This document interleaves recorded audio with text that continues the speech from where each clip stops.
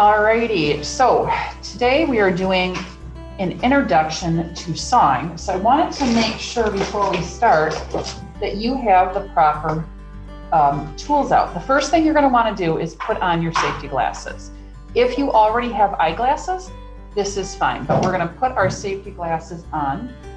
All right, then second, you're going to want your saw frame out, your bench pin out, and then this little baggie labeled P3. So you can go into this baggie, and the only thing you're going to need out for today is this little bundle here, and that bundle is saw frames. All right, so we're going to get started. The first thing we're going to do is we're going to set up our bench pin. Right, so you can take it out of your bag. It might be rubber banded together. And I want you to notice a couple things about this. Number one, easiest to notice is there is a V cut in this end, and you've got two holes, okay? And if you look at this, one end is completely flat, and this side has a little cutout, and that's going to be important. So I want you to place this so that the V is facing away from you, and this cutout is up towards you. So then, I want you to take this little clamp, you're gonna twist it all the way open, all right, or almost all the way open. You're gonna lift this guy up. We're going to thread the opening of the clamp, okay? The opening of the clamp through the back of the wood so that this part of the clamp lays in the little channel in the wood, all right? So then next, we're going to bring this to the edge of our table, okay? And you can then twist the clamp so that it is nice and secure on your table, okay? Now, I have put some protective paper down on my countertop, which is probably a good idea for you to do at home. So if you need to pause and go do that for a second, you are welcome to do that. All right, so moving along, let's take a look at our saw frame.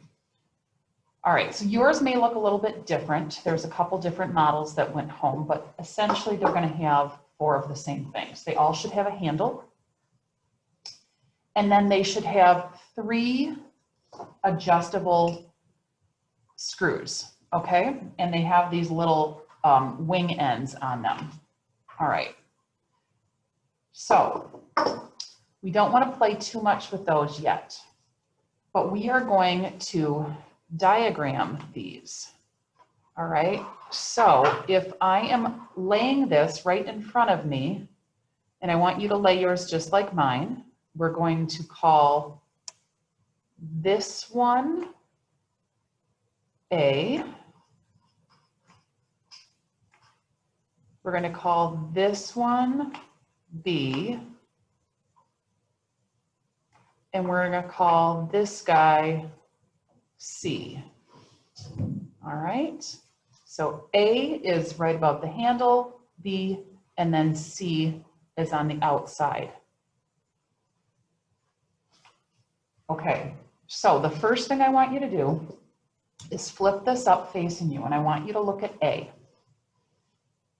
So when we're looking at A, all right, you're going to notice as you just carefully open this a little bit, you'll have a little rectangular washer that is between the frame and the screw. Okay, and when I opened mine, a little piece of broken saw blade actually fell out. And then if we move to B, you're going to have the same thing. A little rectangular washer. All right, so this is really important to pay attention to this. Okay. And then if we go to the side, if we open this one, this is going to allow the saw frame to become larger and smaller over at C. Okay, so when you are playing with C right now, I would leave C so that you've got just about the length of your thumb, or maybe a little less, in this little extra frame down here. And then I'm going to tighten this, okay? I don't want to over tighten this so that I'm stripping the threadings on the screw, but just nice hand tightening is fine. All right, now going back to A and B. What is the importance of these little washers? The importance of these little washers is that this is the area between the washer and the frame where we are going to set up our saw blades. All right, so I'm going to pause for a minute and we're going to talk about the saw blades. Putting that aside. Now, everybody should have this nice little bundle of saw blades.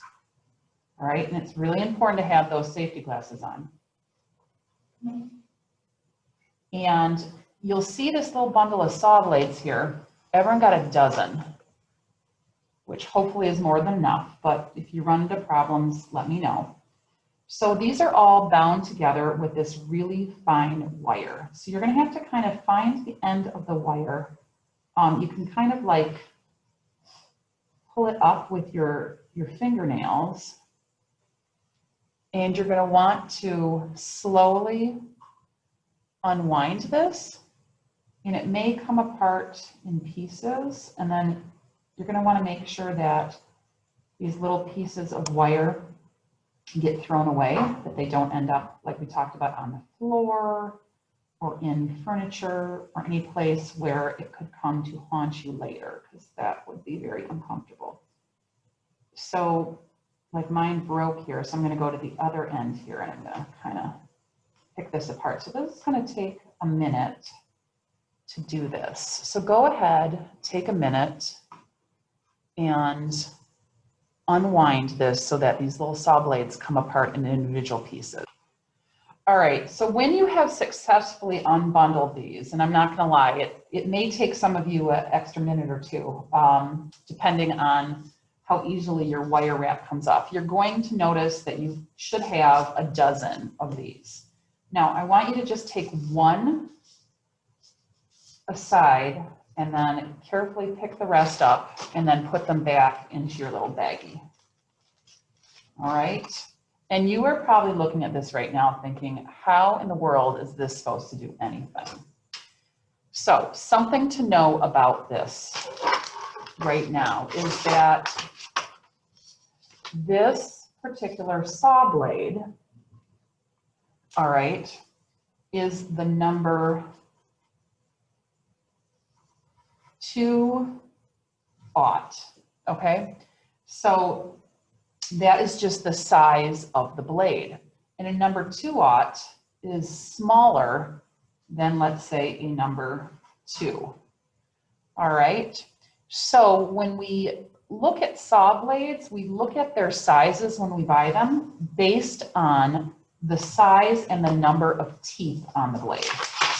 So let me zoom in a little bit here. So this is as far as this camera can zoom in, but if you see it really close, you're going to see it has all of these little teeny tiny teeth. So a bigger number blade is going to have less teeth, but larger teeth. And the smaller the blade, it's going to have more teeth, but smaller teeth. Okay. Now, there is actually a direction that we want to follow when thinking about jeweler's saw blades and the teeth.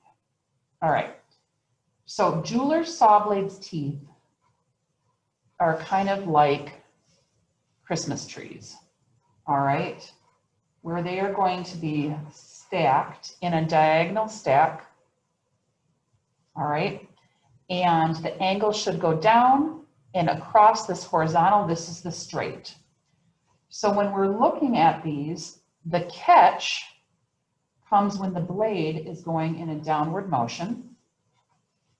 All right. So when we're putting our saw blade into our frame, I'm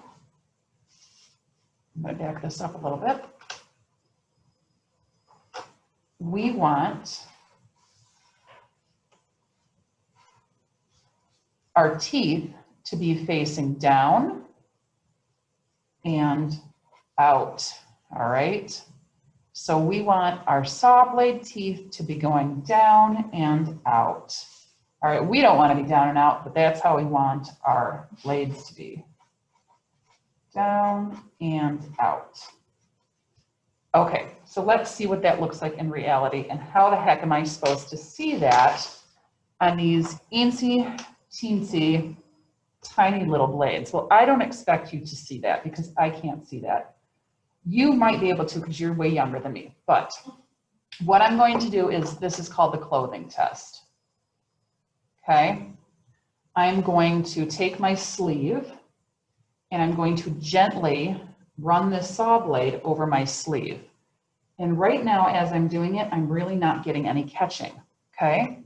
So to me, when I'm pulling in this downward motion, I'm not getting catching. So I'm gonna flip it the other way. Now I'm getting catching. What does that tell me? Is that on the downward pull, it tells me the teeth are in the proper alignment, okay? So I want you to take your saw blade and just do a little test. You should not be pulling so hard that you are snagging your clothing. That would just be silly. All right, so once you figure that out, I know on the downward pull, I have a catch. That means my blade is going down. And I can see well enough to know that my blade is going out. So I'm gonna lay my saw frame here, and I'm going to go back to piece number A. All right, keeping the teeth now facing me, pointing outward, I am going to very carefully thread this guy into my saw frame. So this is, very carefully, pay attention. This is between the frame and that little washer. All right, between the frame and the little washer. Okay, you can see my blade there. Now, I am going to double check before I do anything else to see if my blade is going down and out. And oh my goodness, I made a mistake. Do you see which direction my teeth are going? They're going in. So I'm going to undo this. I'm going to roll this around. Somehow I flipped it in my fingers, and this is why we double check before we do anything else. Even the teacher makes mistakes. Okay, so now I can see my teeth are facing out. I'm going to do a quick clothing check. On the downward pull, it's catching. So now, again, my blade is down and out, down and out. Okay, so if you can get this far, you are halfway there, and that is great. Now let's go on to the second part, which is going to be getting this to align properly in B. Remember, this is B. So how are we going to do this? First of all, we need to make sure there is just a little bit of overlap of our blade onto our washer.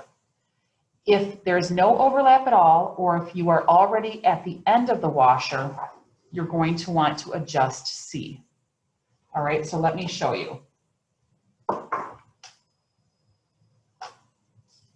This right here, not enough. Okay, if I am like this, to where the end of my blade is all the way up there, too much. I want to be here, so I just have a little bit of overlap. A little bit of overlap, right like that. Okay, so there's the end of my blade, a little overlap. And this is all adjusted by C. Okay, so once you are there, I'm going to bring this to the edge of my table, and this is very important to pay attention. Okay, you have a little latch right here. Looks like a little like knob. All right, you are going to want to rest this on the table. All right, and then you're going to want to stand up, press your hip against the saw frame. Now, what I am doing is I am going to push this forward so that A comes closer to B, so I can thread my saw blade into B in the little slot, and I am creating great tension. Okay, so I'm putting it in there, and now I'm twisting my little washer tighter okay? And I'm tightening this one too. And I've created less space between A and B because I'm leaning into this.